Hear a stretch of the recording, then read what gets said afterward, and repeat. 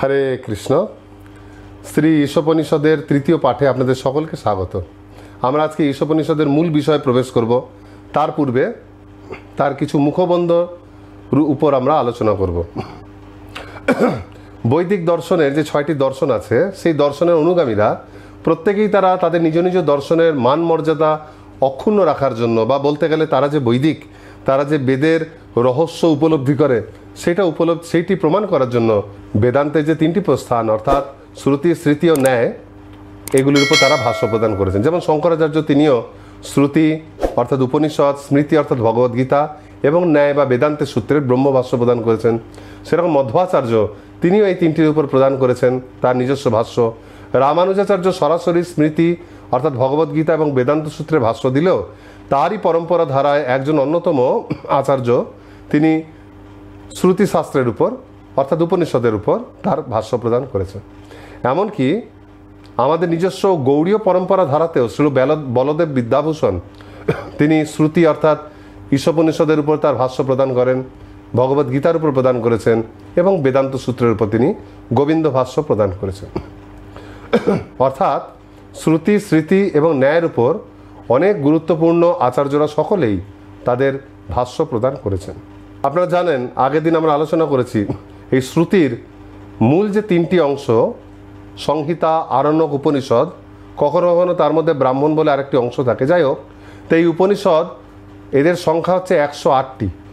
এই 108টি উপনিষদের মধ্যে মূল উপনিষদ হচ্ছে 11টি এবং সেগুলি বিশেষ গুরুত্বপূর্ণ। যেমন ঈশোপনিষদ, কেন উপনিষদ, কঠ উপনিষদ, প্রশ্ন উপনিষদ, মুন্ডক উপনিষদ, মান্ডক্য উপনিষদ, তৈতেরীয় উপনিষদ, ঐতেরেয় উপনিষদ, ছান্দোগ্য উপনিষদ, বৃহদারণ্যক উপনিষদ এবং শ্বেতাশ্বতর উপনিষদ। প্রত্যেকটি উপনিষদের নামের মধ্যে তার বিষয়বস্তু বা তার বিশেষ উদ্দেশ্য লুকিয়ে আছে। যেমন ঈশো, আমরা যে উপনিষদ আলোচনা করছি এর মুখ্য বিষয়বস্তু হচ্ছে ঈশ্বর, সেই জন্য ঈশোপনিষদ। কেন উপনিষদে প্রশ্ন করা আছে যে সমস্ত কিছুর কারণ কেন।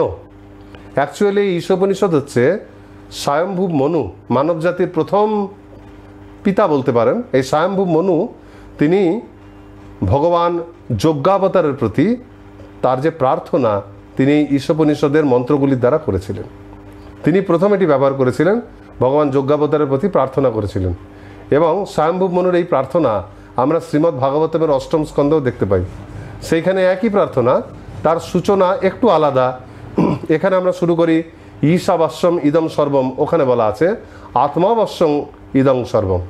তো যাই হোক, এগুলো হচ্ছে স্বয়ম্ভূব মনুর ভগবান যজ্ঞাবতারের প্রতি প্রার্থনা। এই ঈশোপনিষদের আবাহন সহ 18টি মন্ত্রকে কয়েকটি প্রসঙ্গে ভাগ করা যায়। যেমন আবাহন থেকে 3য় মন্ত্র পর্যন্ত এই অংশটুকুর অর্থাৎ আবাহন, 1ম, 2য়, 3য় মন্ত্র, এই অংশটুকুর উদ্দেশ্য হচ্ছে ঈশ্বরের যে নীতি বা ঈশ্বরের যে ইচ্ছা সেই সঙ্গে জীবের সামঞ্জস্যপূর্ণভাবে সহাবস্থান করা। এই জ্ঞানটি দেওয়াই হচ্ছে এই কয়েকটি অংশের উদ্দেশ্য। এখন আমরা যদি কাউকে না চিনি তার কথা মানব কেন? তাহলে ঈশ্বরের নীতি মেনে চলতে গেলে জানতে হবে ঈশ্বরকে। তো সেইটি বলা আছে মন্ত্র 4 থেকে 8, 4র্থ থেকে 8ম মন্ত্রের মধ্যেকার যে অংশ, সেখানে বলা আছে যে ঈশ্বরকে জানার জন্য আমাদের আধ্যাত্মিক এবং চিন্ময় দৃষ্টিভঙ্গি কেমন হওয়া উচিত। তারপরে প্রসঙ্গ 9ম থেকে 11শ মন্ত্র, যেখানে যথোপযুক্ত জ্ঞানার্জনের কথা বলা আছে, বিদ্যা এবং অদ্বিদ্যার সঠিক পরিচয় প্রদান করা আছে। এটি হচ্ছে ঈশ্বরকে জানার জন্য। আর তারপরে প্রসঙ্গ 13শ এবং 14শ মন্ত্রে, সেখানে ঈশ্বর উপাসনার সঠিক পন্থা এবং ভ্রান্ত পন্থা অর্থাৎ সঠিক উপাসনা পন্থার কথাই বলা হয়েছে। সেটি হচ্ছে ভগবানের উপাসনার জন্য। অবশেষে শেষ অংশ অর্থাৎ 15 থেকে 18 পর্যন্ত যে শ্লোকগুলি, সেখানে ঈশ্বরের আত্মপ্রকাশিত করার জন্য প্রার্থনা করা হচ্ছে। তো ঈশোপনিষদের যে প্রথম ভাগ আজকে আলোচনা করব অর্থাৎ আবাহন থেকে 3য় মন্ত্র পর্যন্ত, এর আবার 4টি ভাগ। এই ভাগের মূল নীতি আমরা একটু আগেই বললাম যে ঈশাবাস্য নীতি অর্থাৎ ঈশ্বরের ইচ্ছা বা আজ্ঞার সঙ্গে সামঞ্জস্যভাবে জীবন ধারণ। এর আবাহন মন্ত্রে আগের দিন আপনারা শুনেছেন যে সেখানে মূল বিষয় ছিল যে ঈশ্বর এবং তার থেকে সৃষ্ট সব কিছু পরম পূর্ণ। যদিও ঈশ্বর হচ্ছেন স্বাধীন পূর্ণ, আর জীব বা অন্যান্য জগৎ হচ্ছে তার উপর নির্ভরশীল পূর্ণ, তবু তারা সকলেই পূর্ণ। প্রথম মন্ত্রে আমরা জানতে পারবো যে ঈশাবাস্য নীতি প্রয়োগ করলে তবে আমরা সেই পূর্ণতাকে উপলব্ধি করতে পারবো। আবাহনে জেনেছি আমরা পূর্ণ, জগৎ পূর্ণ, কিন্তু প্রথম মন্ত্রে আমরা জানবো যে কিভাবে ঈশাবাস্য নীতি প্রয়োগের মাধ্যমে সেই পূর্ণতাকে উপলব্ধি করা যায়। দ্বিতীয় মন্ত্রে আমরা তারপর জানবো যে যদি আমরা এই নীতি পালন করি তাহলে আমরা কি সুবিধা বা কি সুফল লাভ করব। আর তৃতীয় মন্ত্রে আমরা জানবো যদি আমরা এই নীতি পরিহার করে চলি, অগ্রাহ্য করি, তাহলে আমাদের কি অসুবিধা বা খারাপ জিনিস হতে পারে। তো এবার আমরা ঈশোপনিষদের প্রথম মন্ত্র থেকে আমাদের পাঠ শুরু করব। আপনারা দেখুন, প্রথম মন্ত্রে বলা হচ্ছে ওম ঈশাবাস্যম ইদম সর্বম যৎকিঞ্চ জগত্যাং জগৎ তেন ত্যক্তেন ভুঞ্জিথা মা গৃধ কশ্যস্বিদ ধনম। এই বিশ্ব চরাচরে যা কিছু আছে তার মালিক পরমেশ্বর ভগবান এবং তার নিয়ন্ত্রণ অধীন। তাই জীবন ধারণের জন্য তিনি যেটুকু বরাদ্দ করে দিয়েছেন সেটুকুই গ্রহণ করা উচিত এবং সব কিছুই যে ভগবানের সম্পত্তি তা ভালোভাবে জেনে কখনোই অন্যের জিনিস গ্রহণ করা উচিত নয়। যদি আমরা এই শ্লোককে কয়েকটা অংশে ভাগ করি তাহলে এই অর্থ বুঝতে পারবো। ঈশো আবাস্যম, এটা হচ্ছে ঈশাবাস্যম, অর্থাৎ যা কিছু ঈশ্বরের। ইদম সর্বম, ঠিক আগের শ্লোকে যেরকম আমরা দেখেছিলাম ব্যবহার সর্বনামের, উপনিষদের নিজস্ব যে সত্তা সেই অনুসারে এখানে জগৎকে ইদম বলা হয়েছে, যে এই সব কিছুই তার। যৎকিঞ্চ জগত্যাং জগৎ, যা কিছু আমরা দেখতে পাচ্ছি, অনুভব করতে পারছি, সবই তারই প্রভুত্বের আনুগত্য। তিনি সেগুলির প্রভু, তিনি মালিক, তিনি তার নিয়ন্ত্রা। সেই জন্য তিনি বলছেন তাহলে কি আমরা সেগুলো গ্রহণ করব না? যদি আমরা সেগুলির মালিক না হই তাহলে কি আমরা সেগুলি গ্রহণ করব? গ্রহণ করব। পরের শ্লোকেই বলা যে ভুঞ্জি থা, তুমি ভুঞ্জ, অর্থাৎ ভোগ করো, কিন্তু কিভাবে? তেন ত্যক্তেন, তিনি যেভাবে আমাদেরকে প্রদান করছেন তার ইচ্ছা অনুসারে এগুলিকে আমাদের গ্রহণ করতে হবে। মা গৃধ, গ্রহণ করো না, কশ্যস্বিদ ধনম, সব কিছুই যে ভগবানের সম্পত্তি সেটা মনে রেখে কখনোই আমার বরাদ্দের বাইরে অন্য কারোর বরাদ্দ আমাদের গ্রহণ করা উচিত নয়।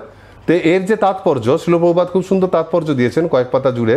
সেই তাৎপর্য আলোচনার সময় আমরা সমগ্র তাৎপর্যকে কয়েকটি প্রসঙ্গে ভাগ করে নেব।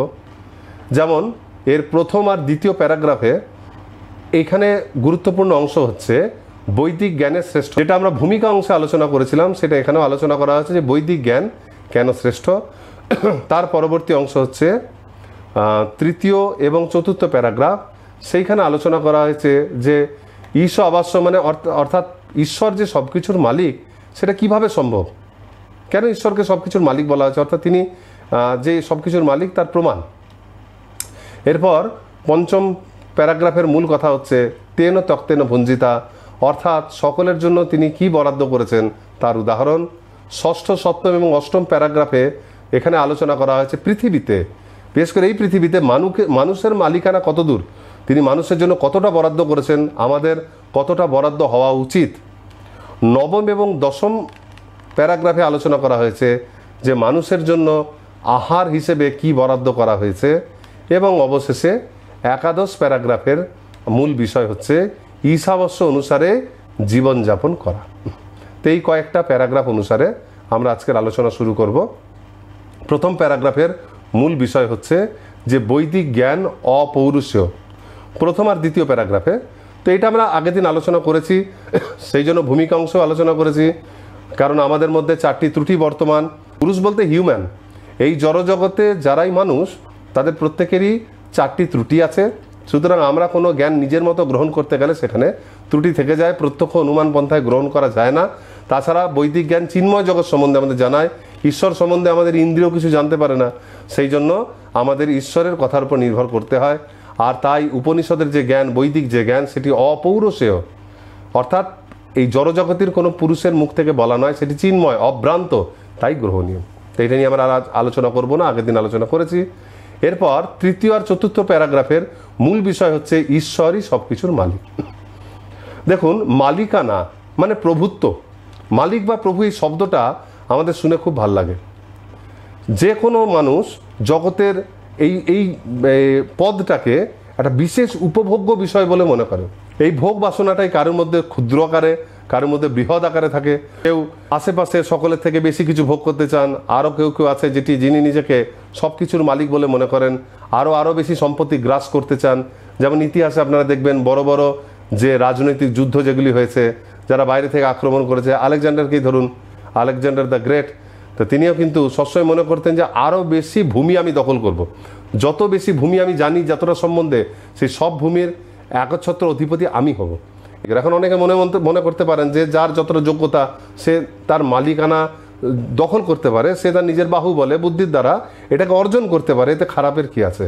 কিন্তু এগুলোর কোনো কিছুর মালিক তো আমরা নই। অর্জন করার প্রশ্ন কোথায় আসছে? এই সমস্ত কিছুর অলরেডি একজন মালিক রয়েছে না, সেই তিনি মালিক হচ্ছেন পরমেশ্বর ভগবান। এখন বলবেন যে প্রমাণ কি? শ্রীল প্রভুপাদ একটি শাস্ত্রের মাধ্যমে এটা প্রমাণ করছেন। দেখুন, আমরা আগের দিনে আলোচনা করেছিলাম ভগবদ্গীতা সকলের জন্য গ্রহণীয় শাস্ত্র। যারাই আধ্যাত্মবিদ বা আধ্যাত্মিকতায় বিশ্বাসী, তারা প্রত্যেকে বৈষ্ণব হন বা না হন ভগবদ্গীতায় সকলে বিশ্বাস রাখেন। তো সেই ভগবদ্গীতাতে সেই শাস্ত্রে ভগবান বলছেন 7ম অধ্যায়ের 4র্থ এবং 5ম শ্লোকে, তিনি 4র্থ শ্লোকে বলছেন, ভূমিরাপ নলবায়ু খংমন বুদ্ধিরেব চ অহংকারং ইতিয়ং মে ভিন্না প্রকৃতির অষ্টধা। তিনি তার নিজের একটা প্রকৃতির কথা বলছেন, সেখানে ভূমি, আপ, অনল, বায়ু, খং মানে মাটি, জল, অগ্নি, বায়ু, আকাশ, এই 5টা স্থূল জিনিস, এবং অহংকার, মন আর বুদ্ধি, এই 3টে নিয়ে সূক্ষ্ম শরীর, এইভাবে 8টা হচ্ছে ভগবানের অপরা প্রকৃতি বা জড়া প্রকৃতি। এর পরের শ্লোকে তিনি বলছেন, অপরেয়ম ইতস্তন্যাং প্রকৃতিং বিদ্ধি মে পরাং জীবভূতাং মহাবাহ যদেদং ধার্যতে জগৎ। অর্থাৎ এই যে আমি 8টা প্রকৃতির কথা বললাম যেগুলো নিকৃষ্ট, এর থেকে উপরে একটি পরা প্রকৃতি রয়েছে বা উৎকৃষ্ট প্রকৃতি।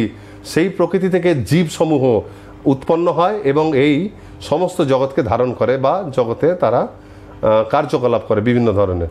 তো এখানে পরা আর অপরা 2 প্রকার প্রকৃতির কথা বলা হয়েছে, কিন্তু দুটোই ভগবান কি বলছেন? প্রথমটা বলছেন ভিন্না প্রকৃতির অষ্টধা অহংকারং ইতিয়ং মে, এগুলি সব আমারই 8 প্রকারের অপরা প্রকৃতি। আবার পরেরটা তিনি বলছেন যে আমারই একটা অংশ এই জীবভূত রূপে, তারা হচ্ছে পরা প্রকৃতি। অর্থাৎ অপরা বা পরা উভয় প্রকৃতি কিন্তু পরমেশ্বর ভগবানের শক্তি। শক্তি আর শক্তিমান এক হলো, তাদের মধ্যে পার্থক্য আছে। যেমন মনে করুন, যেমন আমাদের ইন্দ্রিয়, এই যে আমরা কথা বলছি, এই গলার আওয়াজ বা স্বর, এই স্বর হচ্ছে একটা শক্তি, কিন্তু এই শক্তিটাকে প্রকাশ করছি বর্তমানে আমি। সুতরাং আমি চাইলে আস্তে করে কথা বলতে পারি, মৃদু কথা বলতে পারি, ফিসফিস করে কথা বলতে পারি, আবার জোরে লাউডলি কথা বলতে পারি। কতটা শক্তি প্রয়োগ করব সেটা নিয়ন্ত্রণ কিন্তু আমার হাতে, কিন্তু এই কথা বলার শক্তিটা আমাকে নিয়ন্ত্রণ করতে পারে না। ঠিক সেই রকম পরমেশ্বর ভগবান এই জগতের তিনি মালিক, তিনি পরা বা অপরা এবং এই দুটির সংমিশ্রণে উদ্ভূত সমস্ত বস্তুর মালিক তিনি সেগুলিকে নিজের ইচ্ছা মতো প্রয়োগ করতে পারেন। বাস্তব প্রমাণ যদি দেখতে চান, তা ভাবুন, যদি ভগবান এর মালিক না হন তাহলে কে মালিক? আমরা মালিক। আমাদের মালিকানা কতদিন থাকে? আমরা যদি একটা ভূমিখণ্ডের বা নিজের বাড়ির বা কোনো একটা ছোট্ট অংশেরও যদি মালিক হই, বা কয়েকটা টাকারও যদি বা সম্পত্তির মালিক হই, তা সেই মালিকানা কতদিন স্থায়ী? আজকাল তো নিজেদের জীবদ্দশাতেই সেইগুলো আত্মীয় স্বজন, পুত্রকন্যা সকলে কেড়ে নেয়। যদি নাও নেয় তো আমার জীবন আর কতদিন? তারপর এগুলো উত্তরাধিকারী সূত্রে অন্য কেউ পেয়ে যাবে, আমি তো মালিক হব না। যদি মনে করেন আমি হই না হই, আমি আমার পুত্র, কন্যা, নাতিপুতি রূপে আমি সেটার মালিক থাকবো, তাহলেও জেনে রাখুন সেটাও স্থায়ী নয়। আবার এমনও হতে পারে যে সেটি কোনো যুদ্ধ বিগ্রহের ফলে, কোনো দেশে অনাচার হলো, কোনো রাইট হলো, সেটা জবরদখল হয়ে গেল, অনেক কিছু হতে পারে, অনেক কিছু, ভূমিকম্পে ধ্বংস হয়ে যেতে পারে। সুতরাং আমাদের সম্পত্তি বা মালিকানার যে মেয়াদ, সেটা কিন্তু খুবই কম। অর্থাৎ আমাদের মালিকানা একরকম অস্থায়ী। আমি এই মুহূর্তে যেটার মালিক বলতে পারি না যে কালকেও সেটার মালিক থাকবো। অর্থাৎ আমাদের এই মালিকানাটি হচ্ছে মাইক, কারণ এটি সীমিত সময়ের জন্য। আর দ্বিতীয়ত আমাদের যে নিয়ন্ত্রণ, যে সীমিত সময়ে আমরা এগুলি পেয়েছি, সেই সময় কিন্তু আমরা এটাকে পুরোপুরি নিয়ন্ত্রণ করতে পারি না। যে সময়টা আমি এর মালিক, সেই সময়ও কিন্তু আমি এর উপর নিজের মালিকানা পূর্ণভাবে দাবি করতে পারি না, কারণ আমরা এর আংশিকভাবে এর নিয়ন্ত্রণ করতে পারি। আমরা এর আংশিক মালিক, কিছুক্ষণের জন্য মালিক তো বটেই, সেই সঙ্গে আংশিক মালিক। একটা রাষ্ট্রের মালিক হচ্ছে সেই রাষ্ট্রের রাজা, সেই রাষ্ট্রের যত সম্পত্তি আছে, যত মানুষজন, সেই রাজারই সম্পত্তি। এখন যে চাষির নামে যে ক্ষেতগুলোকে দেওয়া আছে, সেগুলির মালিক তো চাষিরাও। যদিও রাজা সেই রাষ্ট্রের অন্তর্গত যত চাষের জমি সবগুলির তিনিই মালিক, তথাপি কিছু চাষির নামে কিছু জমিকে লিখে দেওয়া আছে, যেগুলির গৌণ মালিক হচ্ছে তারা। তারা সেগুলি চাষ করে, কর দেওয়ার পর সেই চাষের ফল তারা ভোগ করে। কিন্তু রাজা চাইলে কোনো কারণে সেই চাষের জমিগুলো কিন্তু বাজেয়াপ্ত করে নিতে পারে। সেই জন্য চাষিরা সেগুলির উপর একটা লিমিটেড মালিকানা ভোগ করে, কিন্তু আনলিমিটেড বা পূর্ণ কন্ট্রোল তাদের নেই। যেমন একটা ঘরের একটা বিরাট বাড়ি বানিয়ে একজন বাড়িওয়ালা, সে হচ্ছে বাড়ির প্রকৃত মালিক। আর সে টাকা দিয়ে ভাড়া নিয়ে যে ভাড়া টেকে রেখেছে, যতদিন ভাড়া দিচ্ছে সেই বাড়িটার সেই অংশটার মালিক কিন্তু সেই ভাড়াটা কিন্তু সে গৌণ মালিক। সে সেটাকে ভোগ করতে পারে, কিন্তু একটা লিমিটেড উপায়ে। বেশি কিছু সেই ঘরের পরিবর্তন করতে গেলে মালিক তাকে নিষেধ করবে, বা যে কোনো দিন নোটিশ দিয়ে বা বিনা নোটিশে বাড়িওয়ালা কিন্তু তাকে বাড়ি থেকে উচ্ছেদ করে দিতে পারে। তো ঠিক সেই রকম আমরাও এই জগতের গৌণ মালিক, কিন্তু প্রকৃত মালিক হচ্ছেন ভগবান। যে কোনো দিন তিনি আমাদেরকে এই জগৎ থেকে উচ্ছেদ করে দিতে পারেন, আমাদের যে যার যেরকম মেয়াদ সেই অনুসারে। এমনকি আমরা নিজের শরীরটারও মালিক নই, এই শরীর থেকেও আমরা যে কোনো দিন উচ্ছেদ হয়ে যেতে পারি, কেউ বলতে পারে না। সেই জন্য প্রকৃত মালিক হচ্ছেন ভগবান, আমরা নই। এখন নাস্তিকরা বলবে যে এগুলো বাই চান্স হয়। আপনি যে কথাগুলো বলছেন এগুলো বাই চান্স, এগুলো কোনো ভগবান বলে কিছু নয়। হতে পারে আমরা বেশি দিনের মালিক নই, আবার একজন হবে, এগুলো বাই চান্স হয়। মানুষ কখন মারা যাবে, শরীর আমার থাকবে কি থাকবে না, সবই বাই চান্স। কিন্তু এই বাই চান্স শব্দর ব্যবহার করাটা ভালো করে ভাববেন।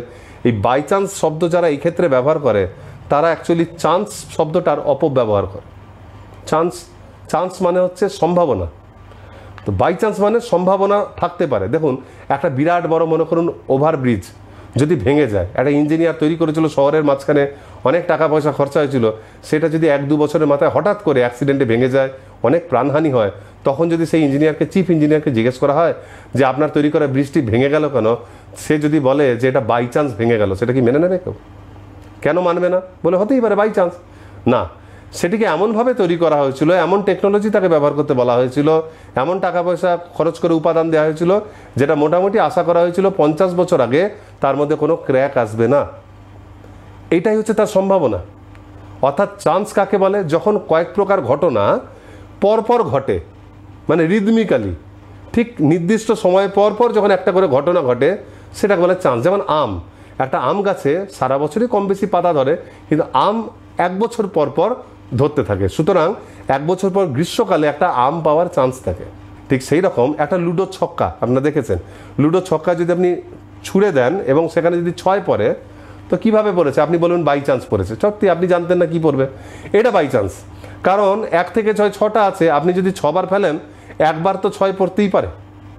হেড টেল করলে পরে, টাকা নিয়ে টস করলে পরে, তো কোনো না কোনো দিকে তো হেড টেল পড়বেই। এটা একটা চান্স আছে। 100 বারের মধ্যে অন্তত 50 বারের কাছাকাছি টেল বা হেড পড়ার তো একটা চান্স। এগুলো হচ্ছে চান্স। কিন্তু এই জিনিসটাকে যদি আমরা জাগতিক ঘটনাতে, যেখানে যেটা ঘটার কোনো সম্ভাবনাই নাই, সেই ঘটনাটাকে যদি আমি চান্স বলি, তার মানে সেটা যে অজ্ঞানতার লক্ষণ।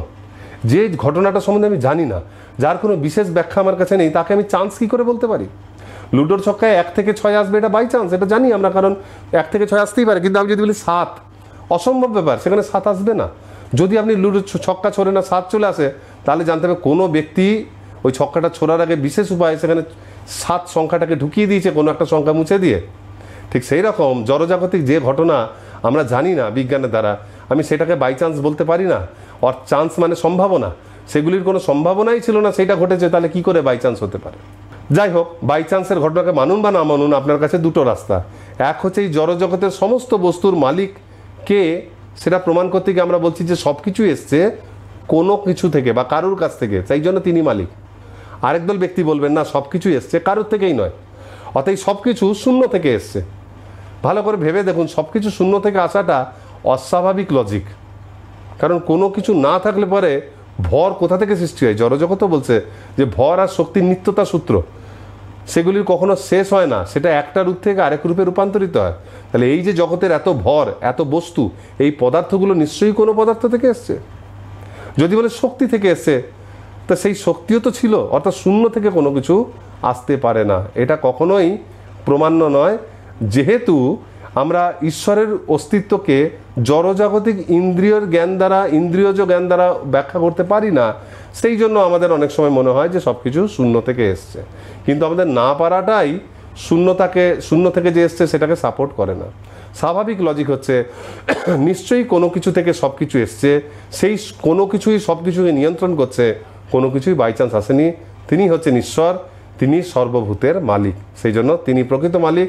আমরা তাঁরই মালিকানার কিছুটা অংশ আমরা মালিক সেজে ভোগ করি, কিন্তু আমাদের মালিকানার হচ্ছে মাইক বা।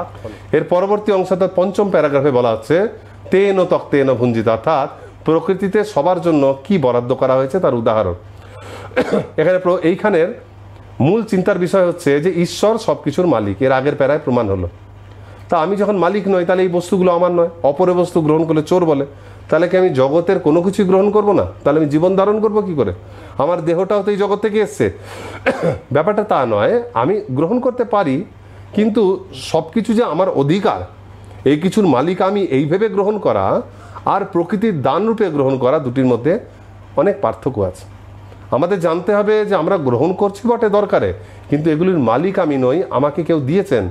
আর তিনি শুধু আমাকে নয়, সমস্ত জীবকুলকেই কিন্তু এই সুবিধাগুলো দিয়েছেন। সুতরাং আমি একমাত্র মালিক ভেবে নিজেকে মালিক দাবি করে সবার সমস্ত সুবিধা কেড়ে কেবলমাত্র নিজে ভোগ করতে পারি না। যেমন একজন পিতা, তিনি হচ্ছেন একটা বাড়ি বা একটা টাকা পয়সা, ধন দৌলত বা ব্যবসার মালিক। তিনি মৃত্যুর আগে তার সমস্ত পুত্রদের মধ্যে কিন্তু সব কিছু সমান ভাগে ভাগ করে দেন। এখন কিছু পুত্র যদি ভাবেন যে আমরা ভালো ছেলে, আমরা সব কিছু পাবো, আর আমাদের একটা ছোট ভাই বা দু একটা ভাই যাদের বুদ্ধি কম বা কেউ অ্যাবনর্মাল, কেউ হ্যান্ডিক্যাপ, তার ভাগের টাকাটা তাকে দেবো না, সে তো কিছু করতে পারে না, ফলে পিতার ভাগটা আমরা নিয়ে নেবো, তাকে অল্প দেবো, তাহলে সেটা অন্যায় হয়। প্রভুপাদ এখানে উদাহরণ দিয়েছেন, গরুর উদাহরণ দিয়েছেন, যে একটা গরু প্রচুর দুধ প্রদান করে, কিন্তু সেই দুধ সে নিজে পান করে না, কারণ ভগবান তার জন্য বরাদ্দ করেছে ঘাস। আবার একটা বাঘ, সে মাংস আহার করে, অন্যান্য জীবকে শিকার করে খায়, কিন্তু সেটি তার শখ নয়, সেটি তার খাদ্য, সেটা তার নেচার, সেই জন্য সে কিন্তু ঘাস গ্রহণ করতে পারে, সে খালি মাংস গ্রহণ করতে বাধ্য। অর্থাৎ প্রত্যেকটি জীব তাদের প্রকৃতিতে যেরকম স্বভাব দেওয়া হয়েছে সেই স্বভাব অনুসারেই খাদ্য খায়, সে কোনো চয়েস করে না যে আজকে এইটা গ্রহণ করব, কালকে ওইটা গ্রহণ করব। প্রকৃতির প্রদত্ত বস্তুর অধিক কোনো কিছুর দিকে কিন্তু তারা কখনোই প্রচেষ্টা করে না, তাদের প্রকৃতিগত যেটা দরকার সেটুকুতেই তারা সন্তুষ্ট হয়। সেই জন্য গরু নিজে তো দুধ উৎপন্ন করে, কিন্তু সেইটা সে প্রদান করে মানুষকে, আর নিজে গ্রহণ করে ঘাস। এখন অনেকে বলবেন যে গরু দুধ দেয় আমাদের জন্য নয়, বাছুরের জন্য। তাহলে জেনে রাখুন যে একটা মানে সুস্থ গরু এত দুধ প্রদান করে, সেটা বাছুরের খাওয়ার পর অতিরিক্ত হয়, এবং সেইটাই মানুষের গ্রহণের জন্য। আর বাছুর কয়েকদিন পর বড় হলে পরে শুধু দুধ খেলে, মানুষের বাচ্চাকে যেমন বলে যে একটা বয়সের পর শুধু মায়ের দুধের সঙ্গে সঙ্গে আরও কিছু কিছু আহার গ্রহণ না করলে শরীর ঠিক হবে না, সেরকম বাছুর তখন খালি দুধের উপর বাঁচে না, তার সঙ্গে ঘাস টাস আর অন্যান্য জিনিস খায়, ফলে তার দুধ খাওয়ার প্রবণতা কমে যায়, তখন সে অবশিষ্ট দুধ মানুষের ভাগ্যে আসে। এই জন্য সে গরুকে মায়ের মতো শ্রদ্ধা করে। এখন বর্তমান কালে কিন্তু এটা প্রমাণ হবে না।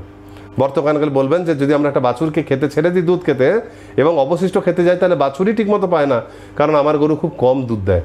দেখুন, গরু কোনো মেশিন নয়, একটা গোমাতা বা গাভী সে কোনো মেশিন নয়, একটা মোটরসাইকেলের মতো নয় যে আপনি কিনেছেন যে 50 কিলোমিটার পার লিটার তার মাইলেজ, যে আপনি 1 লিটার তেল ভরলেন আর নিশ্চিন্ত হয়ে গেলেন যে এখান থেকে 50 কিলোমিটারে যাবেই, যেতে বাধ্য, 50 না গেলে 45 তো যাবেই।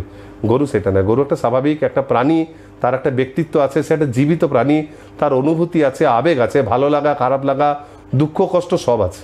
একটা গাভীকে যখন আমরা সন্তুষ্ট রাখি, যখন সুরক্ষিত রাখি, তার বাছুরের সঙ্গে রাখি এবং যথেষ্ট আদরের সঙ্গে রাখি, তখন তার শরীরের বিপাক, সে সুস্থ থাকলে, আর শারীরবৃত্তীয় যে বিপাক ক্রিয়া, এটা এত সুন্দরভাবে হয় যে স্বাভাবিকভাবে প্রচুর পরিমাণে দুধ প্রদান করে, যার কথা আমরা শাস্ত্রে বহুবার পেয়েছি।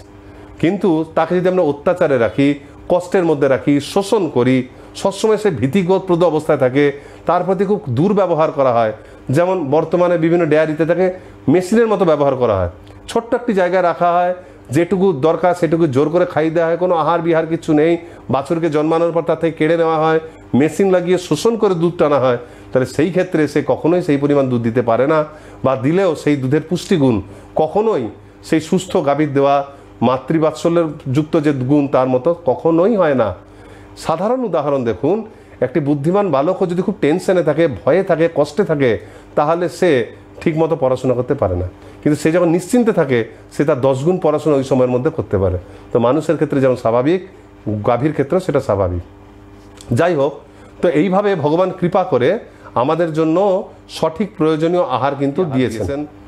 এর পরের প্যারাগ্রাফ 6ষ্ঠ থেকে 8ম প্যারাগ্রাফে এখানে শ্রীল প্রভুপাদ বলছেন যে পৃথিবীতে এই প্যারাগ্রাফের মূল আলোচ্য বিষয় হচ্ছে যে পৃথিবীতে মানুষের কি বরাদ্দ। আমরা তো সকলের বরাদ্দের উদাহরণ পাচ্ছি, তা পৃথিবীতে মানুষের কি বরাদ্দ দিয়েছেন, কতটা হওয়া উচিত, মানুষ তো সব কিছু নিয়ে নিয়েছে, কতটা তার বরাদ্দ, এর উদাহরণ বা আদর্শ প্রভুপাদ উদাহরণ দিচ্ছেন। একটা বাড়ি তৈরি করতে কি কি লাগে, একটা বাড়ি তৈরি করতে যে মাল মশলা লাগে, ইট, সিমেন্ট, বালি, চুন, যাই হোক, রড, সব কিছু কিন্তু প্রকৃতি থেকেই আসে। অর্থাৎ আমরা প্রকৃতির জিনিসকে অ্যাসেম্বল করি, আমরা কিছু তৈরি করি না। কোনো ব্যক্তি যদি ভিন্ন ভিন্ন প্রাচীন বিভিন্ন পুরাণের শ্লোক বা বিভিন্ন সাহিত্যের কথা যদি লিখে একটা বই বানায়, সে কখনো লেখক বলতে পারে না, সে হচ্ছে সংকলক, সে সংকলন করেছেন। সেরকম আমরা যে গৃহ নির্মাণ করছি, এটা নির্মাণ নয়, এটা খালি একটা অ্যাসেম্বল করা, বিভিন্ন জিনিস কিনে এনে তাকে মিশিয়ে দেওয়া। আর যেগুলো আমি কিনে আনছেন, বলবেন আপনি কিনেছেন, হয় যারা গরিব মানুষ নিজে নিজে খেটে সেটাকে প্রকৃতি থেকে নিয়ে আসে, আমরা নিজে না গিয়ে অর্থ দিয়ে কাউকে দিয়ে আনাচ্ছি, যেভাবেই হোক, শারীরিক বল দিয়ে হোক, অর্থের বলেই হোক। আপনি যে বালি, সিমেন্ট, ইট গ্রহণ করছে, সেগুলো তো প্রকৃতি থেকে। সিমেন্ট যে তৈরি করছে, সেও তো প্রকৃতির উপাদান দিয়ে করছে, লোহা প্রকৃতির আকরিক থেকে নিষ্কাশিত হচ্ছে, আর ইট ও মাটি জল দিয়ে কেউ না কেউ বানাচ্ছে। সেইগুলিকে এক জায়গা করে আমি বাড়ি বানিয়ে ভাবছি বাড়িটার মালিক আমি, কিন্তু আপনি কি প্রকৃতির ওই উপাদানগুলো আপনি টাকা দিয়ে কিনে, টাকা তো আপনি একজন মানুষকে দিয়েছেন, সেই মানুষ ধরে নিয়েছে এটার মালিক আমি, সেও তো মিথ্যা মালিক। অ্যাকচুয়াল মালিককে কি আমরা টাকা দিয়েছি? অ্যাকচুয়াল মালিককে কি আমি মালিকের থেকে মালিকানাটা পেয়েছি? কখনো পাইনি। প্রকৃতির আমি যে আসল মালিক, তার থেকে প্রকৃতির উপাদানগুলি নিয়ে আমি একটা কিছু বানিয়েছি, এই তারই স্থানে, এই স্থানটাও সে দিয়েছে, এবং আমি ভাবছি যে এই জায়গাটার মালিক আমি। তাহলে যে হিসাব আশ্রম নীতি অনুসারে চিন্তা ভাবনা করবেন, সে বুঝতে পারবেন যে যেহেতু এর উপাদানগুলিও আমি তৈরি করিনি, আর এই স্থানটাও আমার তৈরি করা নয়, আমি জন্মেছিলাম এইগুলো ছাড়াই, আমি এখানেই এসে হাত পা ছুঁড়ে বুদ্ধি লাগিয়ে কথা বলে কিছু না কিছু করে, কিছু অর্থ রোজগার করে, এখানকারই শক্তি ক্ষয় করে কিছু একটা তৈরি করেছি, আবার একদিন এগুলো ছেড়ে চলে যাব। তাহলে মালিক আমি নই। যেমন একটা ব্যাংক যদি মানুষকে লোন দেয়, টাকা ধার দেয় একটা ব্যবসা করার জন্য, সেই টাকা নিয়ে একটা মানুষ ব্যবসা করে, সাধারণ মানুষ এত কিছু জানে না, সে দোকানটা দেখে ভাবে, ব্যবসা দেখে ভাবে এই ব্যবসার মালিক হচ্ছেন অমুক। কিন্তু তার জন্য তাকে ব্যাংককে নির্দিষ্ট সময় পর পর আসল টাকা সুদের সঙ্গে তাকে শোধ করতে হয়।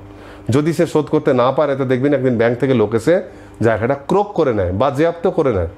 তো ঠিক সেই রকম প্রভুপাদ আরও অনেক জায়গাতে বলেছেন যে আমরা যদি একটা ছুতোর বা কাঠ মিস্ত্রিকে দিয়ে যদি চেয়ার তৈরি করাই, আমি তাকে কাঠ এনে দিলাম, বার্নিশ এনে দিলাম, পেরেক, আঠা, যা যা লাগে সবই এনে দিলাম, সে খাটাখাটনি করে বানিয়ে দিল, তাহলে কখনোই বানানোর পর বলতে পারে না যেহেতু আমি বানিয়েছি তাহলে এই চেয়ারটা আমার, আমি এর মালিক। কখনোই নয়। মালিক হচ্ছে সে যে টাকা দিয়ে বানানো করেছে, যে উপাদান সাপ্লাই করেছে তাকে, সে হচ্ছে মালিক। যদিও এটা গৌণ, কারণ এটা আমরা জড়জাগতিক উদাহরণ দিয়ে বুঝছি। অর্থাৎ উপাদান যিনি প্রদান করেন, প্রভু হচ্ছেন তিনি। শিল প্রভুপাদ একবার একজন কাঁচ কারখানার মালিক শিল প্রভুপাদের সঙ্গে দেখা করতে এসেছিলেন। তো তিনি কিছু মন্দির দান করেছিলেন, গর্বের সঙ্গে তিনি কথা বলতে এসেছিলেন। তিনি প্রভুপাদকে বলছেন যে আমি কারখানা মালিক। প্রভুপাদ তাকে এই নীতিটা বোঝাতে গেছিলেন। তো শিল প্রভুপাদ তাকে বলছেন আপনি কি করেন? না আমি কাঁচের কারখানার মালিক। কাঁচ সেটা কিভাবে তৈরি হয়? তখন উনি বোঝানোর চেষ্টা করছেন যে প্রকৃতি থেকে বালি নিয়ে ইত্যাদি এরকমভাবে তৈরি হয়। তো প্রভু আচ্ছা, তাহলে সেই বালি আপনি কোথা থেকে পান? না অমুক জায়গা থেকে কিনি। তারা কোথা থেকে নেয়? তারা অমুক জায়গা থেকে তুলে আনে। প্রকৃতি থেকেই তো পান। বলছে আপনি নিজে তো বানান না। কাঁচ তৈরি করতে আপনার যা যা উপাদান প্রয়োজন সেগুলো আপনি কোথা থেকে পান? সে তখন নিজেই বলতে বাধ্য হচ্ছে হ্যাঁ, কোনো না কোনোভাবে প্রকৃতি থেকেই পাই, আমি আবার সেইটা কারুর না কারুর মাধ্যমে অর্থ দিয়ে কিনে নিই, কিন্তু আসে সেটা প্রকৃতি থেকেই। প্রকৃতি কার? না ভগবান। তাহলে এই সমস্ত উপাদানগুলো মিলিয়ে আপনি যে কাঁচ তৈরি করছেন সেটার মালিককে? সেটার মালিক কৃষ্ণ স্বয়ং। তো সেটার মালিক ভগবান। তাহলে আপনি কাঁচ তৈরি করে যে লাভ হচ্ছে সেই মোটা অঙ্কের টাকাটা আপনি ভোগ করছেন, তা আর তার মালিক কৃষ্ণ, তাহলে আপনি কি হয়ে গেলেন? তখন সে বুঝতে পারছে সে একরকমভাবে চোরে পরিণত, সে নিজে বলতে বাধ্য হচ্ছে। সে তখন নিজের পজিশন ঠিক রাখার জন্য ঘেমে টেমে কি প্রবোধ করছে, কিন্তু প্রভুপাদ আমি তো এর অনেকটাই অংশ ভগবানকে দান করি আপনার মন্দিরে, কৃষ্ণর বাণী প্রচারের জন্য এর লাভের অংশ তো আমি দান করি, পুরোটা একা ভোগ করি না। তখন প্রভুপাদ বলছে ঠিক আছে, আপনি হচ্ছেন তাহলে ছোট চোর, ছোট আকারের ভোগী, আপনি বড় দোষী নন, কারণ আপনি একটা অংশ অ্যাটলিস্ট মেনেছেন যে এই সমস্ত কিছুর মালিক হচ্ছেন কৃষ্ণ। তো শ্রী প্রভুপাদ এইভাবে ভগবান খুব সহজভাবে এই কথাটা বলতে পারছেন, যেটা আমাদের নিজের বোঝা উচিত যে ভগবানের মালিকানা, অ্যাটলিস্ট আমাদের ভগবানের মালিকানা বা প্রভুত্ব স্বীকার করা উচিত। যদি আমরা তার মালিকানাটা স্বীকার না করে ভোগ করি তাহলে সেটা হচ্ছে চুরি করার সামিল, শাস্তিযোগ্য অপরাধ। অ্যাটলিস্ট তার মালিকানা স্বীকার করে তারপর তার পারমিশন নিয়ে আমাদের ভোগ করা উচিত, নয়তো জিনিসটা চুরির পর্যায়ে চলে যায়।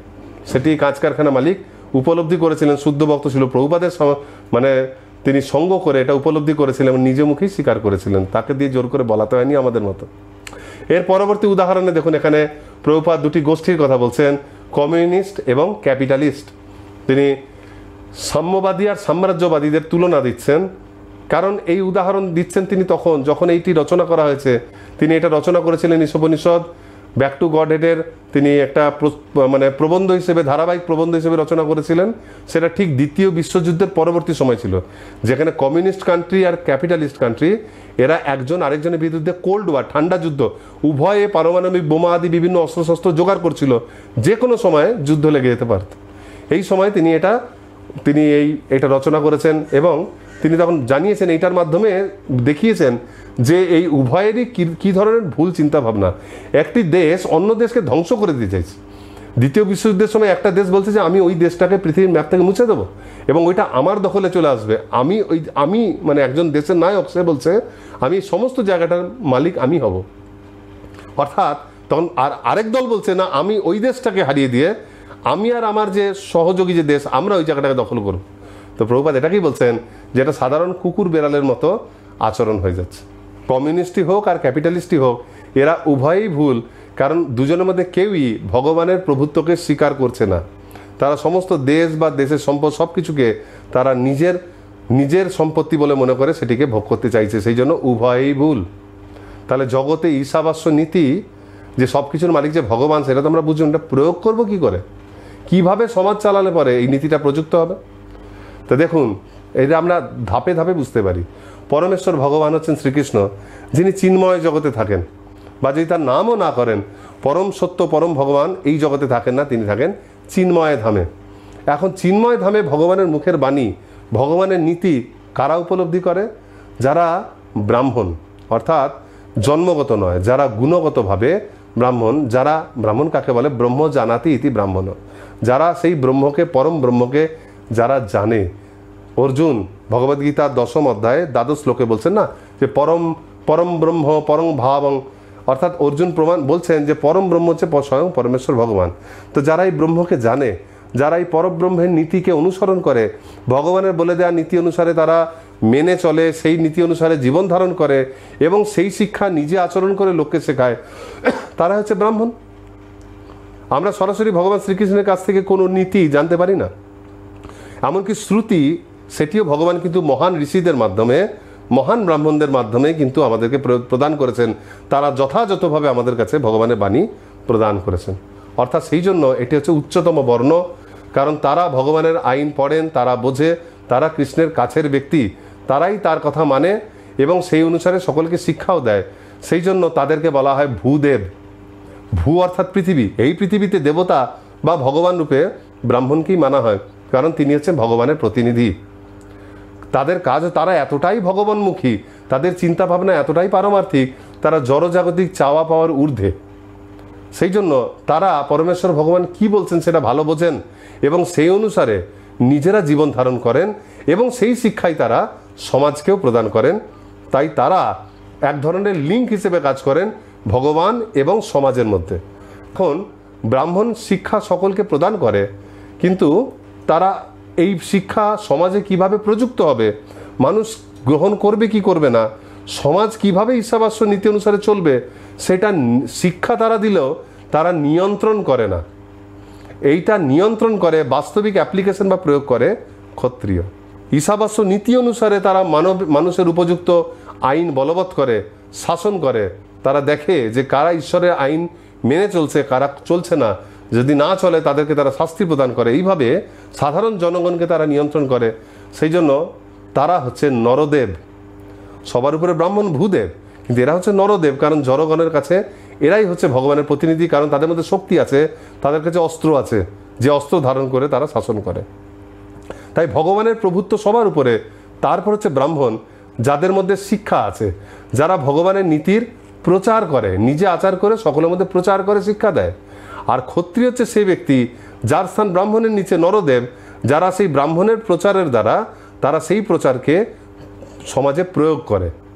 ভগবান নীতি তৈরি করেন, ব্রাহ্মণ সেই নীতির প্রচার করেন, ক্ষত্রিয় সেই নীতি প্রয়োগ করেন এবং বাকি যে সাধারণ জনগণ তাদের উপর সেই নীতি প্রযুক্ত হয়, তারা সেই নীতি অনুসারে জীবন ধারণ করেন। এই জন্য দেখবেন যারা নরদেব বা ক্ষত্রিয় তাদেরও গুরুত্ব আছে, তারাও সর্বদা ভগবানের অনুগত থাকে। ব্রাহ্মণ তো অনুগত থাকেনি, ক্ষত্রিয় থাকেন, তারা ব্যক্তিগতভাবে পার্সোনাল লাইফেও তারা থাকেন, আবার প্র্যাকটিক্যালি জনসাধারণের সম্মুখেও তারা সবসময় এটা বারবার প্রকাশ করতে লজ্জা পান না যে তারা হচ্ছেন ঈশ্বরের প্রতিনিধি বা ভগবানের প্রতিনিধি। যেমন পুরীতে জগন্নাথ ধামে জগন্নাথের যে সেবক, দেখবেন জগন্নাথের বিভিন্ন রকমের সেবক আছে, ওখানে 36 নিয়োগ আছে, 36 রকমের যে সেবক হয় তার মধ্যে প্রধান সার্ভেন্ট, চিফ সার্ভেন্ট হচ্ছে গজপতি মহারাজ বা রাজা, তিনি জগন্নাথের সবচেয়ে বড় দাস। এটা হচ্ছে তার ব্যক্তিগত। আবার সকলের সম্মুখে দেখবেন রথযাত্রার সময় ছেঁড়া পহুড়া যে অনুষ্ঠানটা হয় সেই রীতিতে এখনো পর্যন্ত রাজা, যেটা চণ্ডালের ঝাড়ুদারের কাজ, সেই কাজ নিজে হাতে জগন্নাথের সামনে করেন, জগন্নাথ বলদেব সুভদ্রা মহারানীর সামনে। এটা প্রমাণ হয় যে রাজা এই ভূখণ্ডের মালিক নন, মূল মালিক হচ্ছেন পরমেশ্বর ভগবান, রাজা হচ্ছে কেবল তার প্রতিনিধি। সেইটা দেখে প্রজারা উদ্বুদ্ধ হন, তারা বোঝেন যে রাজা হচ্ছে ভগবানের কেয়ারটেকার, সে খালি ভগবানের হয়ে কাজ করছে। তো সেই রকম আমরাও কিন্তু এই রাজার আনুগত্যে যা কিছু পেয়েছি, আমরাও সেটার মালিক নই, সেটার মালিক হচ্ছে অ্যাকচুয়ালি ভগবান। আমরাও সেটার যত্ন নেব এবং নীতি অনুসারে সেটুকুকে খালি ভোগ করব।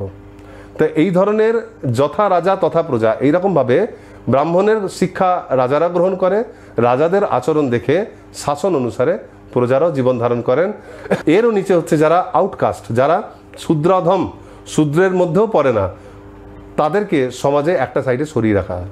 এটা কখনোই জন্মগত নয়, জানবেন সেই ব্যক্তিরা বেদ মানতে নারাজ, তারা ন্যূনতম নীতিটিও মানবে না, সেই কারণে আউটকাস্ট হয়েছে। শুরুতে বৈদিক নিয়মই সারা বিশ্ব ব্রহ্মাণ্ডে চালু ছিল, পরবর্তীকালে যারা নিয়ম মানেনি তারা ক্রমে ক্রমে বিভিন্ন নতুন নতুন ধর্মের জন্ম দিয়ে আউটকাস্ট হয়ে গেছে। তাই বর্ণাশ্রম কিন্তু ভগবানের প্রভুত্ব স্বীকার করে।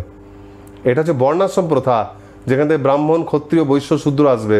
তো সেই প্রথা কিন্তু পূর্ণরূপে ভগবানের প্রভুত্ব স্বীকার করে এবং ধাপে ধাপে মানুষের বুদ্ধি অনুযায়ী সেই ভগবানের নীতি সমাজে প্রয়োগ করে এবং সেই অনুসারে সমাজ চলে। ফলে এই সমাজে সকলেই নিজের নিজের বরাদ্দ অংশ ভোগ করে সমাজে কন্ট্রিবিউশন করে, যাতে সকলের মনোভাব একসঙ্গে কিছু না কিছু তাদের যোগ্যতা অনুযায়ী ভগবানমুখী হয়। কিন্তু সাম্যবাদ বা সাম্রাজ্যবাদ এইটাকে মেনে চলে না। সাম্যবাদী কি বলতে কি বোঝায়? সাম্যবাদীরা মনে করে এই জগতে সমস্ত সম্পদ হচ্ছে সাধারণ মানুষের, সমস্ত লোকের, সুতরাং পৃথিবীর যত সম্পদ সবার মধ্যে সমানভাবে ভাগ করে দাও। এবার সম্পদ বলতে তো খালি ধন বা অর্থ, সম্পদ বলতে খাদ্যকে বোঝায়, ধনকে বোঝায়, সুখ সুবিধা, মান সম্মানকেও সম্পদ বোঝায়। এইগুলি সবাই তারা সবাই মধ্যে সমানভাবে যদি বন্টন করে, তাহলে এটা এক ধরনের কৃত্রিম সাম্যাবস্থা তৈরি হয়। শুনে ভালো লাগছে, এটা আইডিওলজি, কিন্তু এটা প্র্যাকটিক্যাল নয়। কারণ দেখুন, সমস্যা হচ্ছে গুণের মর্যাদা লোপ পেয়ে যায়। আপনি যদি প্রতিটা মানুষকে সমানভাবে যদি মর্যাদা প্রদান করতে শুরু করেন, যারা বিশেষ গুণী, বিশেষ কোনো সেবা করছেন, তারা সেখানে কোনো গুরুত্ব পাবেন না। একজন চিত্রকর খুব সুন্দর চিত্র অঙ্কন করেছেন, আরেকজন পারে না, কিন্তু আমি যদি সাম্যবাদ অনুসারে একেও সমান আর ওকেও সমান মর্যাদা দিই, তাহলে এর সেই শিল্পের কদর হলো না। আপনি একটা কল্পনা করুন, একটা ক্লাসরুমে টিচার যদি সবাইকে পড়ায়, পরীক্ষা নেয়, তারপর পরীক্ষার আগে যদি বলে দেয় পরীক্ষা সবাই দেবে ভালো করে, কিন্তু পরীক্ষা শেষে যে যাই লেখো না কেন সবার জন্য সমানভাবে নম্বর বরাদ্দ করা হবে, সবাই একই রকমের নম্বর পাবে এবং যখন স্কুলের ফাংশন হবে সবাইকে একই প্রাইজ দেওয়া হবে, তাহলে সবাই কুঁড়ে হয়ে যাবে। যারা কুঁড়ে পড়াশোনা করেন না তারা তো মনে করবে ভাই পড়ো না পড়ো একটা তো নম্বর পাবোই, ফলে তারা পড়বে না। যারা ভালো ছেলে তারা ভাববে পড়ে কী হবে, পড়লেও তো সেই ওদের মতোই নম্বর পাবে, তাহলে পড়বো না। এইভাবে গোটা গুণটাই চলে যাবে। এইভাবে জোর করে কখনো সাম্যবাদী প্রয়োগ করা যায় না। আপনি বলতে পারেন যে না না, এটা আপনি ভুল বলছেন, সাম্যবাদ এরকম নয়। সাম্যবাদ মানে এই নয় যে ভালো যার গুণ তাকে গুরুত্ব দেওয়া হবে না। পরীক্ষা সিস্টেম আপনি নিজেরাই ভাবুন, যদি পরীক্ষা সিস্টেম থাকে, যদি যোগ্যকেই ভালো নম্বর দেওয়া হয়, তাহলে সমস্ত পরীক্ষা শেষে চাকরি কারা পাবে বা ভালো ভালো পদে কারা যাবে? যারা যোগ্য ব্যক্তি। তাহলে যারা যোগ্য ব্যক্তি তারা যখন উচ্চ পদে যাবে, আর যারা অযোগ্য তারা নিম্ন পদে যাবে। তাহলে যারা উচ্চ পদে যাবে আর তারা নিম্ন পদে যাবে, এদের মধ্যে তো কোনো পার্থক্য থাকবে? যদি কোনো পার্থক্যই না থাকে, উচ্চ পদে যাওয়ার পর আর নিম্ন পদ যে কুঁড়ে কোনো কাজ করে না আর যে অনেক কাজ করে, তাদের যদি একই সমান সুবিধা দেওয়া হয়, সমান সম্মান, সমান সম্পদ দেওয়া হয়, তাহলে কেউই কাজ করতে চাইবে না। সুতরাং সাম্যবাদ, সেই জন্যই সাম্যবাদ কখনো প্র্যাকটিক্যাল নয়। আদর্শ সাম্যবাদ কাকে বলে? এটা তো মানুষ তৈরি করা কৃত্রিম সাম্যবাদ। বৈদিক সাম্যবাদ হচ্ছে সমস্ত সম্পদের প্রভু হচ্ছেন ভগবান, সমাজ কোনো কিছুর প্রভু নয়, প্রভু হচ্ছেন ভগবান, তিনি মালিক। প্রতিটা জীব নিজের প্রয়োজন এবং ক্ষমতা অনুসারে বা যোগ্যতা অনুসারে এবং তার প্রদত্ত অংশটুকু সে গ্রহণ করবে, এবং অন্যান্য জীবও নিজের নিজের যোগ্যতা বা বরাদ্দ অনুসারে তারা তাদের ভোগ করবে। ভগবান কখনো কৃত্রিমভাবে সবাইকে সমান জিনিস দিতে বলেনি, প্রতিটা মানুষের আহারের পরিমাণও এক নয়। দ্বিতীয় হচ্ছে সাম্রাজ্যবাদী যারা, এদের আবার চিন্তা ভাবনা হচ্ছে যে সব কিছু সম্পদের মালিক হচ্ছে যারা অধিক উন্নত, যারা গুণগতভাবে শক্তিগতভাবে অর্থের দিক দিয়ে ধনী, যারা উন্নত তারা ভোগ করবে। এইভাবে যারা বেশি উন্নত তারা বেশি সম্পদ পাবে, যারা কম উন্নত কম সম্পদ পাবে। কিন্তু যখনই তারা ধনী হবে তখন তাদের ক্ষমতা বাড়বে না। ধন মানুষকে শক্তি দেয়, এবং এই ধনের দ্বারা তারা অন্য সবাইকে ঠকিয়ে নিজে বড় হতে চাইবে। প্রত্যেকেই চাইবে তাহলে আমরা ধনী হই, তাহলে আমরা ক্ষমতা থাকবে, আমি দীর্ঘকাল সুখ ভোগ করবো অন্য মানুষদের তুলনায়। ফলে প্রতিটা মানুষ ধনী হতে গিয়ে একটা বিচ্ছিরি প্রতিযোগিতা চালাবে, আর যারা মোটামুটি কাছেকার মানুষ থাকবে একই লেভেলে তারা সবসময় পরস্পরকে সরিয়ে দিতে চাইবে। খালি তাই নয়, সব কিছু ভোগ করার যখন মানসিকতা আসবে তখন তারা প্রত্যেকেই চাইবে যে অন্য ব্যক্তি যেন তাকে সেবা দেয়, তার জন্য তাকে ভোগের বস্তু দেয়, তবে তো সে ভোগ করবে। এইভাবে সে অন্যদেরকে পদদলিত করে রাখতে চাইবে। এমনকি যদি দেখা যায় যে কোনো অধিক উচ্চ যোগ্য ব্যক্তি একটা উন্নত পদ পেয়েছেন তার যোগ্যতা বলে, কিন্তু তার উত্তরাধিকার তার পুত্রকন্যারা অতটা যোগ্য নন, তখন তিনি তাদের অধিকারকে বজায় রাখার জন্য কৃত্রিমভাবে উপযুক্ত পুরুষ ব্যক্তিকে সরিয়ে তার পুত্রকন্যাকে সেখানে ঢোকানোর চেষ্টা করবেন। এইভাবে সাম্রাজ্যবাদ মানুষকে লোভী করে তোলে। যারা অনেক পায় ধনী তারা আরও লোভী হয়, কারণ তারা শিওর নন তার ধন কতদিন থাকবে। তারা কম্পিটিশনে 1 নম্বরে আসতে চান বলে সবসময় লোভী থাকেন। যারা গরিব তারাও লোভী হন, তাদের প্রয়োজনটুকুও নেই সেটা আলাদা ব্যাপার, কিন্তু লোভী সবাই। গরিবও নিজের প্রয়োজন মিটে গেলে আরও চায় আরও চায়, এরকম চাইতে চাইতে একটা গরিব যখন ধনী হয়ে যায় কয়েকদিন পর সে আরও চায়। এইভাবে সাম্রাজ্যবাদে চাহিদার কোনো শেষ হয় না। তাই সাম্যবাদ ও সাম্রাজ্যবাদ উভয়কেই প্রভুপাদ বলছেন কুকুর বিড়ালের মতো ঝগড়া করছে এরা। বর্ণাশ্রমে বলছে জাগতিক বৈচিত্র্য সহ পারমার্থিক সাম্য। বর্ণাশ্রম এই দুটোরই ঊর্ধ্বে। বর্ণাশ্রম প্রথা ভগবানের তৈরি করা, তাই বলছে জগতে যে প্রত্যেকের মধ্যে যে গুণগত বৈচিত্র্যগত ধনগত যে পার্থক্য, সেই পার্থক্যটাকে বর্ণাশ্রম স্বীকার করছে এবং সেই সঙ্গে প্রত্যেকে পারমার্থিক সাম্য দিচ্ছে। প্রতিটা ব্যক্তি আত্মা, সেই হিসেবে প্রত্যেক ব্যক্তির ভগবানের সঙ্গে একটা নির্দিষ্ট সমান সম্পর্ক। তাই বর্ণাশ্রম প্রথাতে প্রত্যেকের পারমার্থিক উন্নতির কথা বলা হয়েছে। প্রত্যেকেই যেন নিজ নিজ যোগ্যতা অনুসারে পারমার্থিকভাবে উন্নত হতে পারে, এবং সেখানে জোর করা হয়নি যে এর ক্ষেত্রে পারমার্থিক উন্নতি করা যাবে না। কখনো কোনো ক্ষেত্রে মধ্যযুগীয় মানুষেরা বর্ণাশ্রম প্রথাকে কর্মকাণ্ডের মধ্যে ফেলে কিছু ব্যক্তি যদি তাকে তার মর্যাদা হানি করে সেটা আলাদা কথা, কিন্তু ভগবানের তৈরি করা যে দৈব বর্ণাশ্রম প্রথা, এখানে প্রত্যেকের পারমার্থিক উন্নতির কথা বলা হয়েছে। কিন্তু যতক্ষণে তাদের উন্নত হবে ততদিন শরীরকে ধরে রাখার জন্য নিজ নিজ স্বভাব এবং যোগ্যতা অনুসারে তাদের প্রত্যেকের কাজ হচ্ছে ঈশাবাস্য নীতিকে পালন করা, সেই অনুসারে সামঞ্জস্যভাবে সকলের সঙ্গে জীবন ধারণ করা, এবং ক্রমে ক্রমে জীবনের প্রতি স্তরে প্রতিদিনে একটু একটু করে পারমার্থিক উন্নতি করে অবশেষে জীবনের শেষে ভগবানের সঙ্গে যুক্ত হওয়া। এইটা হচ্ছে বৈদিক সাম্যবাদ।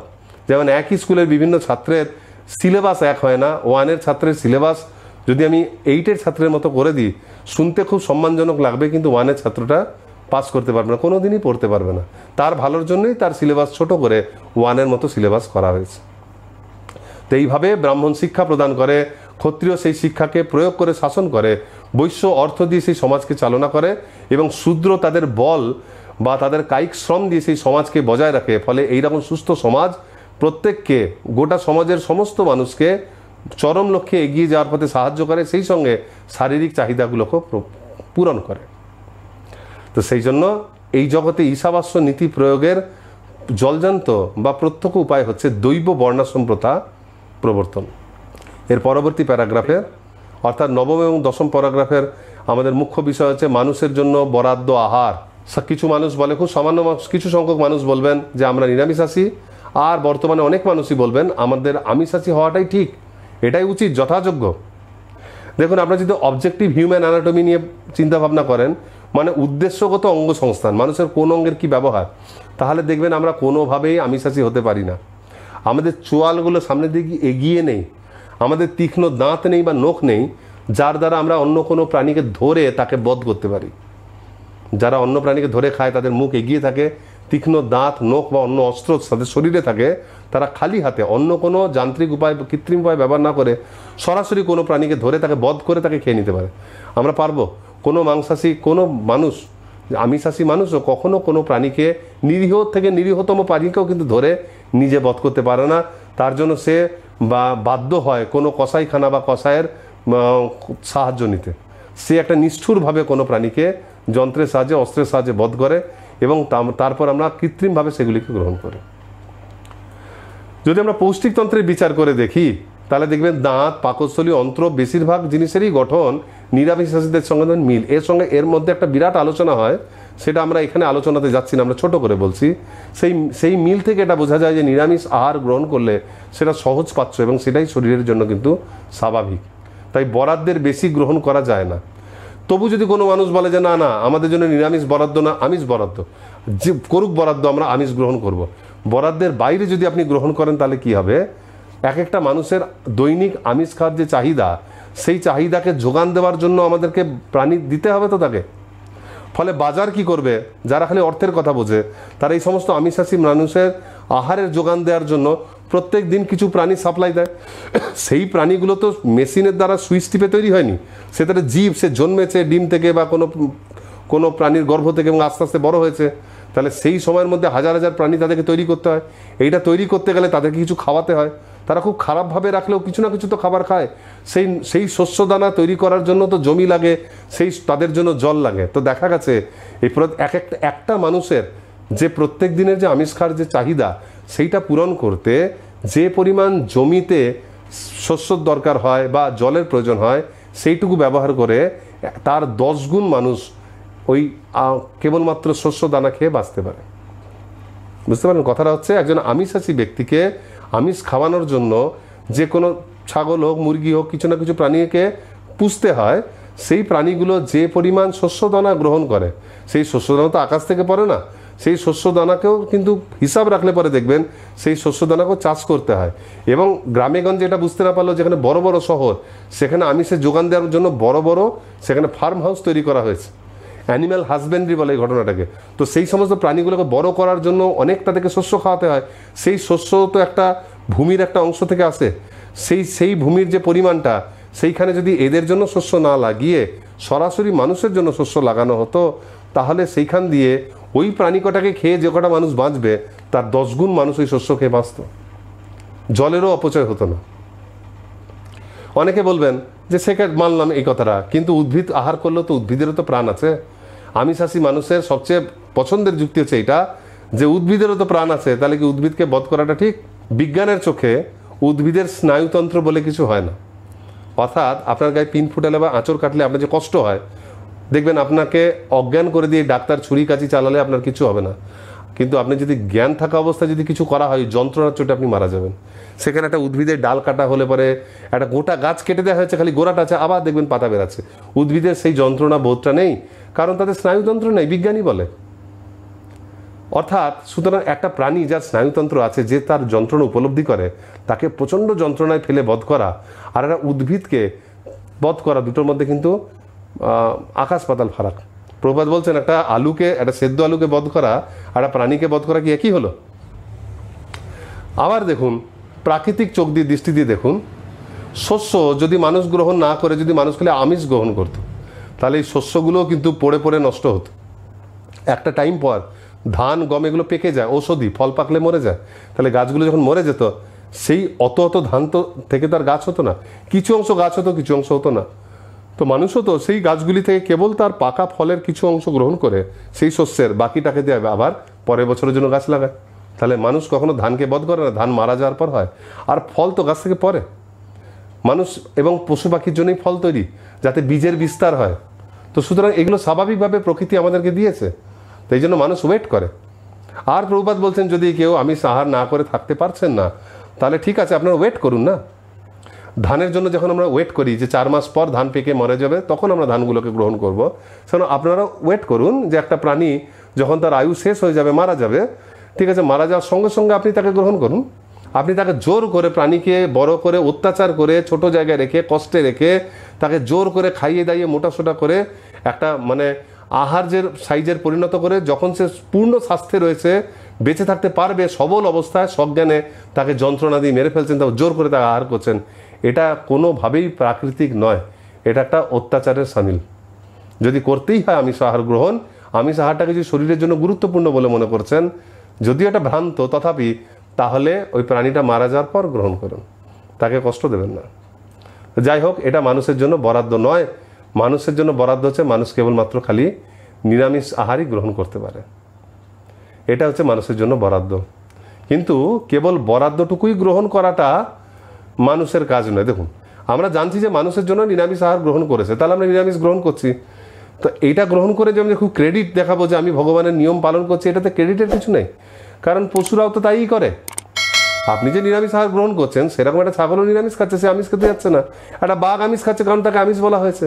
যাকে যা বলা হয়েছে সে সেইটাই গ্রহণ করছে, অন্য কিছু গ্রহণ করতে যাচ্ছে না তো। সুতরাং আমরা যদি আমাদের বরাদ্দটুকুও গ্রহণ করি, তাহলে আমরা পশুরা একই কাজ করছি। তা পশুর থেকে আলাদা হতে গেলে আপনাকে খালি ঈশ্বরের নিয়মই পালন করতে হবে তা নয়, ঈশ্বরের নিয়ম সকলে পালন করতে বাধ্য, পশুরাও করে। আপনাকে সেই সঙ্গে ঈশ্বরকে জানাটাও জরুরি, তবেই তো তার নীতি অনুসারে জীবন ধারণ করবেন। বলুন, পশুরাও তো আহার করে, পশুরা তো ঈশ্বরকে না জেনে আহার করে। আর আহারই জীবনে সব কিছু নয়। আমাদের এখন জীবন এমন হয়ে গেছে, আগেকার দিনে মানুষ পৌষ্টিক খাবার খেত যাতে দীর্ঘকাল বেঁচে থাকা যায়। এখনকার মানুষ এমন খাবার খায় যাতে কোনো পুষ্টি নেই, যাতে খাবার তো খাবো অথচ ক্যালোরি হবে না, ফলে আমি ভালো বেঁচে থাকবো। আগে মানুষ বেঁচে থাকার জন্য আহার করতো, যে না খেলে বাঁচবো কী করে। এখন মানুষ খাওয়ার জন্য বেঁচে থাকে, যে না বাঁচলে খাবো কি। মানে ভালো ভালো জিনিস আমি যেগুলো আদৌ ভালো নয়, যেগুলো আমি ভোগ করতে চাইছি, বেঁচে না থাকলে খাবো কী করে। তো আহার সব কিছু নয়। আপনারাও জানেন যে আহার ছাড়াও জীবনের অনেক দিক আছে, যেটা পশু আর মানুষের এক নয়। পশুর সেই উন্নতি নেই বলে পশু ওই পাশবিক চিন্তাভাবনার উপরে যেতে পারে না, তাই আহার সর্বস্ব তার চিন্তাভাবনা, মানুষের সেটা নয়। সেই জন্য মানুষের ক্ষেত্রে আর পশুর ক্ষেত্রে নিয়ম পালন করাটাই যথেষ্ট নয়। পশুর ক্ষেত্রে ঈশাবাস্য নীতি মেলে চলাটাই যথেষ্ট।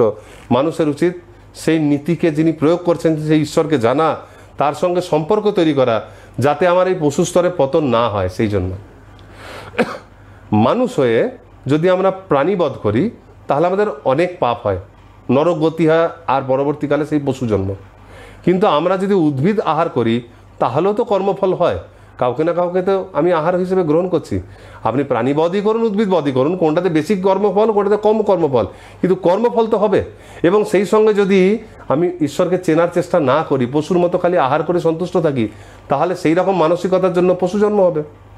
তাহলে কর্মফল থেকে যদি মুক্ত হতে চাই, তাহলে যেহেতু আমাদের বুদ্ধি বেশি পশুদের তুলনায়, আমাদের উচিত পশু স্তর থেকে উপরে গিয়ে অ্যাটলিস্ট ভগবানের বা ঈশ্বরের প্রভুত্বকে স্বীকার করে তাকে ধন্যবাদ জানানো। অকৃতজ্ঞের মতো খালি নিজের বরাদ্দ গ্রহণ করা নয়, তার প্রতি কৃতজ্ঞতা প্রকাশ। এই জন্য সনাতন ধর্ম ছাড়া আরও যে অন্যান্য তথাকথিত ধর্ম বা সমস্ত সম্প্রদায়ের মানুষের মধ্যেই কিন্তু বেশিরভাগ ক্ষেত্রে আহারের পূর্বে বা বিভিন্ন সময় প্রার্থনার একটা সুযোগ রয়েছে। এই প্রার্থনার দ্বারা তারা ধন্যবাদ প্রদান করে, যে সমস্ত কিছু জিনিস যে তাদেরকে ভগবান প্রদান করছে, ঈশ্বর প্রদান করছেন, যে নামেই হোক, তাকে তারা একটা ধন্যবাদ প্রদান করেন, বুঝে শুনে করুক বা না বুঝে কাউকে দেখে, নিয়মটা তাই। কিন্তু যারা সনাতন ধর্মাবলম্বী, তারা ভগবদ্গীতার 3য় অধ্যায়ের 13 শ্লোককে তারা মেনে চলেন। সেখানে ভগবান বলছেন, যজ্ঞাশিষ্টাশিনো সন্ত মুচ্চন্তে সর্বকিল বিষয়ী ভুঞ্জতে তে ত্বহং পাপা ইয়ে পচন্তাত্মকারণাৎ।